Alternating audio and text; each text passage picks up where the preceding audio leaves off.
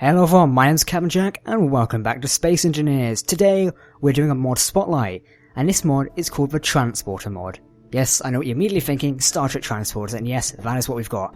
This is the mod I've wanted since the very beginning of Space Engineers. It is a big thing in sci-fi. You have it in like Stargate with the transporting beams, and obviously the biggest one it's from is Star Trek, of course, where they beam everywhere.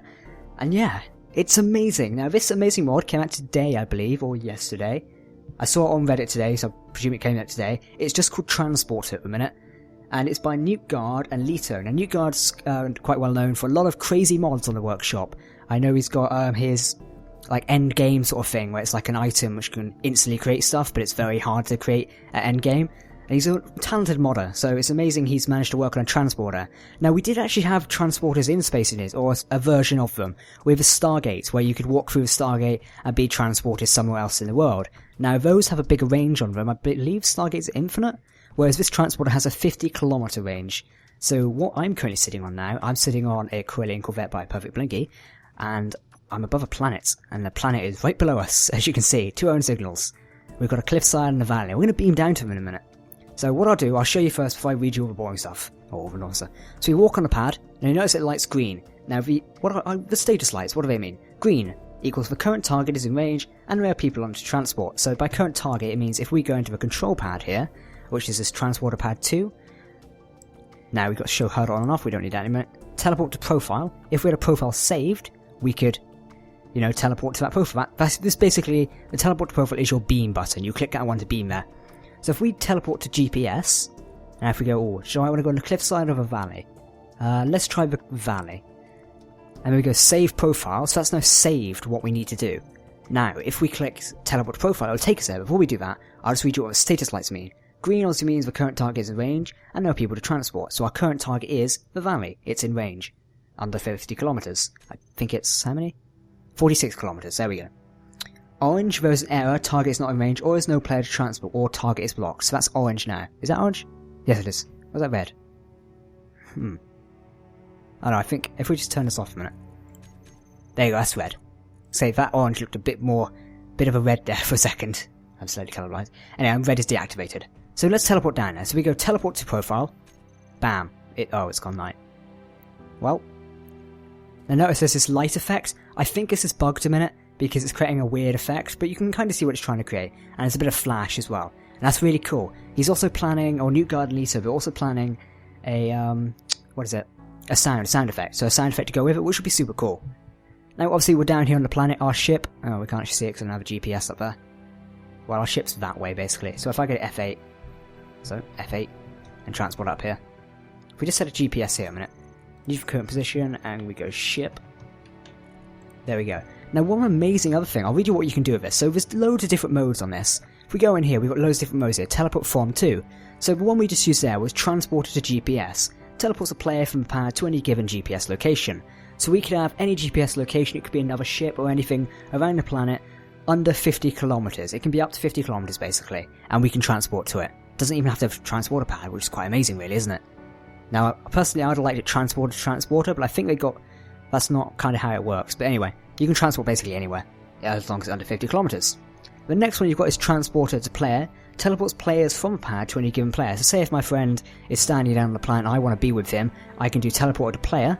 And I believe, obviously, it only selects me a minute, so if I do this,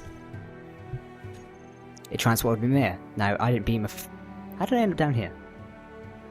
Oh, I must have still been left down here. I thought I teleported myself up. Oh, I didn't save the profile, that's why. You gotta save the profile. You see that I didn't save it. So if I do this, to player, save profile, now do that, it's just transported me back here. See, nothing too exciting. And you see there's a little beam effect rising out the ground there. So the effects are there, they're just not that refined yet. But it's quite cool, and that lovely flash, I like that. So yeah, that's the transporter to player. Now, GPS transporter teleports players, there we go, GPS teleporter, teleports players from a GPS location, 5 meter radius. What that means is around the GPS location, as you can be within 5 meters, and it will teleport you to this teleporter here, to the transporter pad. Now the other option here is player to transporter.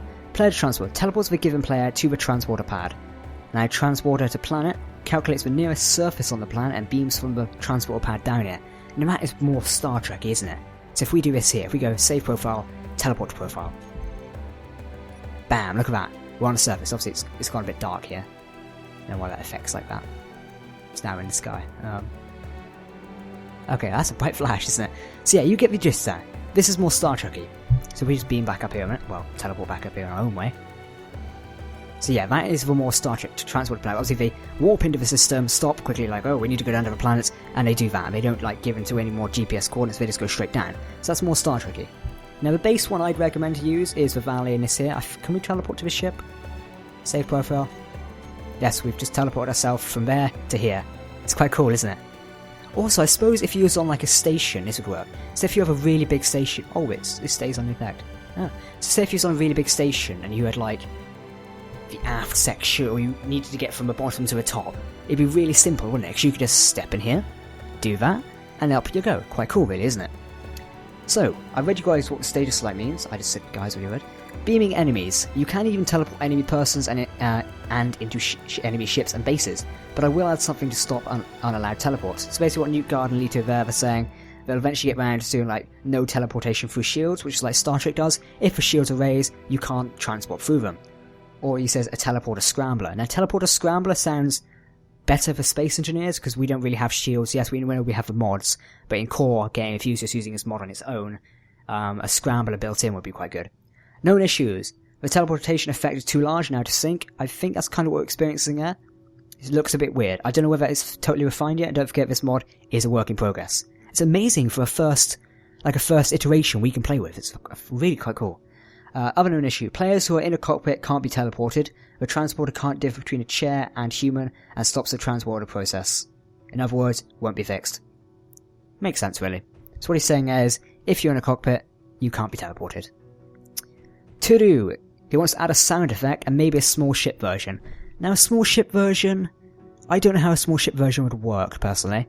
Obviously you can have smaller versions of it, maybe just like one tube. That would be quite cool. I don't know. Maybe it's just a big ship version I like. Who knows? A lot of people build stuff in small ships, so yeah. Anyway, he's got a little disclaimer. By building the transporter, you agree not to sue us for following accidents: merging two persons into one, splitting one person into two, transporting to another universe, transporting to the future or past, clones or transportations into solid materials. The disclaimer is also valid if you accidentally travel back in time and stop us from writing this disclaimer.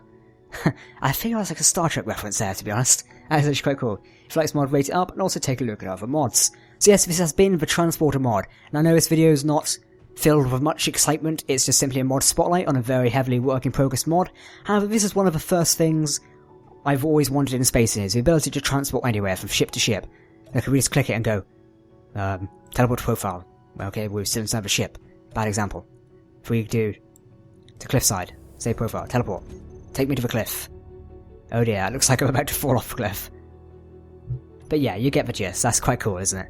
The fact that I can just teleport here, all the way from up there, and just look down, is really quite cool. And there's our ship up there. Hello, ship.